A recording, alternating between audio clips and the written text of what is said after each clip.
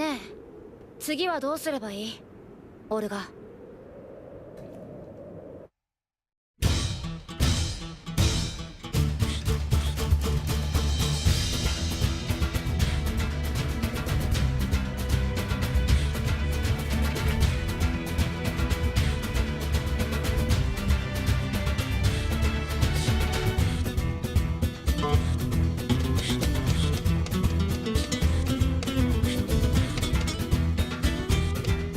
After binge-watching a few mech anime, I decided to give Iron Blooded Orphans a shot after hearing numerous positive reviews. Having disliked the last few Gundam series I've tried watching, I was pretty on the fence about this one. After completing the first episode though, my worries were soon put to rest. I was drawn in immediately, quickly immersed in the story and invested in the characters. I can honestly say that Iron Blooded Orphans was not only a surprise, but also quite a treat to watch.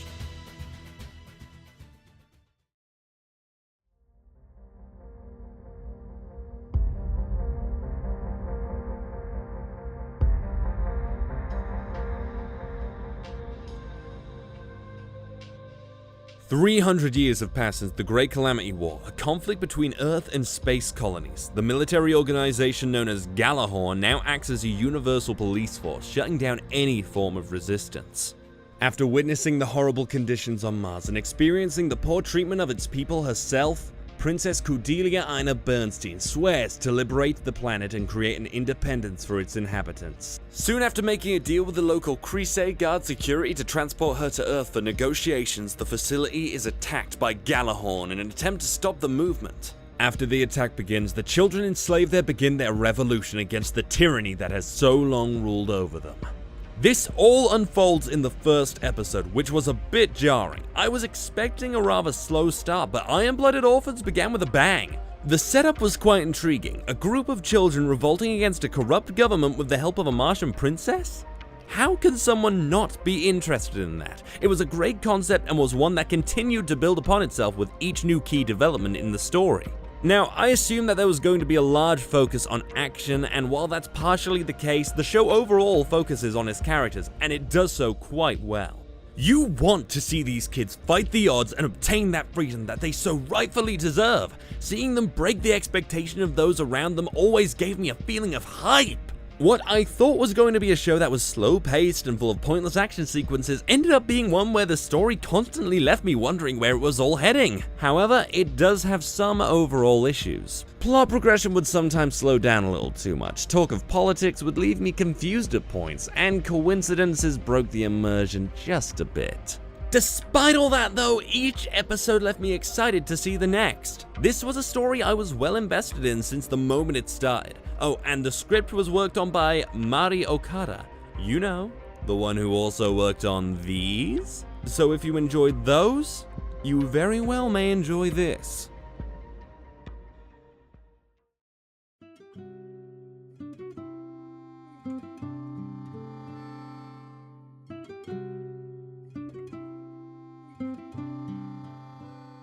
A good story without a good cast can make for a rather dull experience, but thankfully Iron Blooded Orphans hosts a variety of likable characters. The lead, Mikazuki, wasn't a groundbreaking protagonist, but he was a character I did enjoy watching. He would just give off an emotionless, I don't give a fuck kind of attitude. In the heat of battle, one character would be shouting about avenging a fallen comrade, while he would just ignore it all and wonder why his weapon wasn't moving quite right. There are times where he'll just straight up gun someone down before they even finish speaking. It was refreshing to see a main character like this.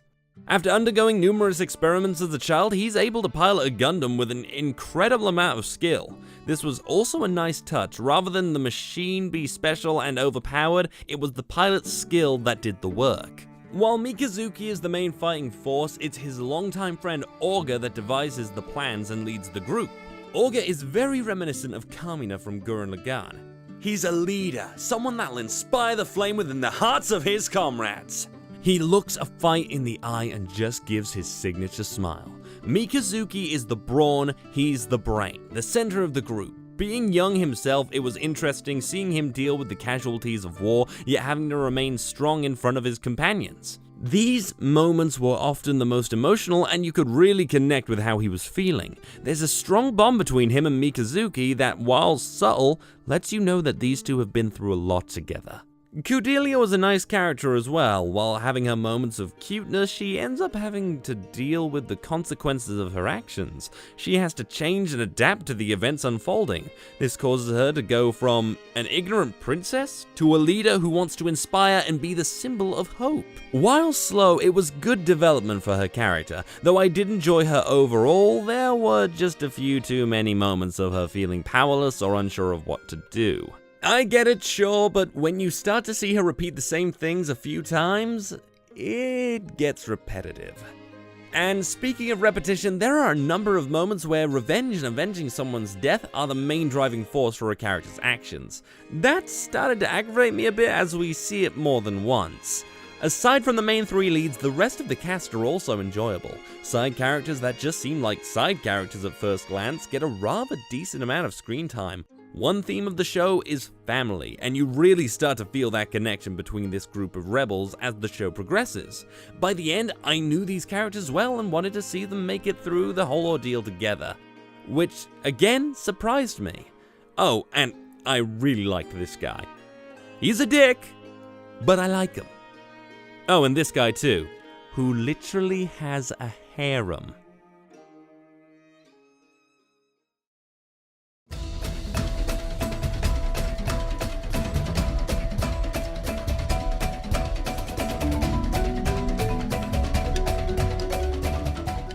The animation for Iron Blooded Orphans is rather on point. There was never really a time where I felt something looked bad or didn't feel right. Some movements were stiff here and there, but they were few and far between. The best part of it all, though, is the fact that the mecha are 2D.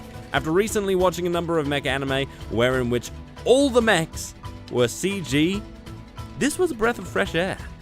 The model stays surprisingly consistent, even through some of the most intense action scenes of the show, and I have to commend Studio Sunrise for being able to pull that off. It was a spectacle that constantly left me impressed. The show also has a nice style to it and can look a bit gritty, which was something I also appreciated since it complemented the tone.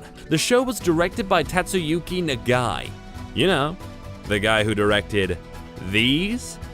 I find him to be great at directing character drama, and that definitely shines through here, but it was most surprising to see him work on this type of show, as he usually sticks to the slice of life genre. The action felt intense and made some of these battles that could have been over the top and cheesy into something that felt real. I would love to see him take on more shows of this genre, and I think he's got a real talent for them as well. Most of the character designs were also quite nice, feeling unique and showing the personality of the individual character quite well. Some of them took some time to get used to, and some were a bit over the top though. Like, this guy is bad. I get it. And this guy looks like a pig?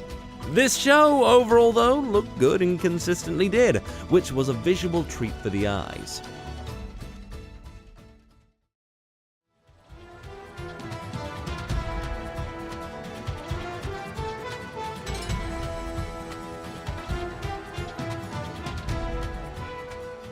Iron Blooded Orphans sounds just as good as it looks. The music done by Masaru Yokoyama both complements the visuals and hypes up the viewer as well. That perfect song would kick in at just the right time, which would in turn cause me to crank up the volume. There are a variety of great songs, though a select few do get played a number of times. They are great songs of course, but the initial feeling of them would start to wear off a bit after each time they were played. Along with its great OST, both opening and ending themes work quite well and fit perfectly with the tone of the show. The first OP gives off that feeling of hype, which is hard not to do when the song is performed by Man with a Mission.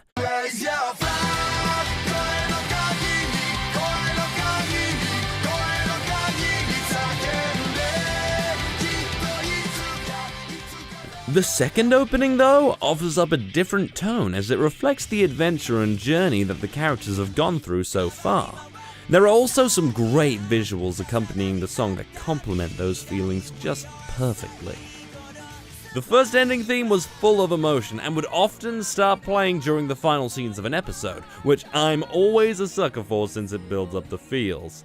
The voice acting is done well across the board, both in the sub and, from what I've heard, the dub. At the moment though, I still prefer the original Japanese voices over the English. Some characters in the dub just don't sound quite right, even though they may be well acted. Yoshimasa simply gives more of a presence to Auger's character over Johnny Young Bosch's take on him. I also do enjoy me some Takahiro. His voice makes my ears feel like butter.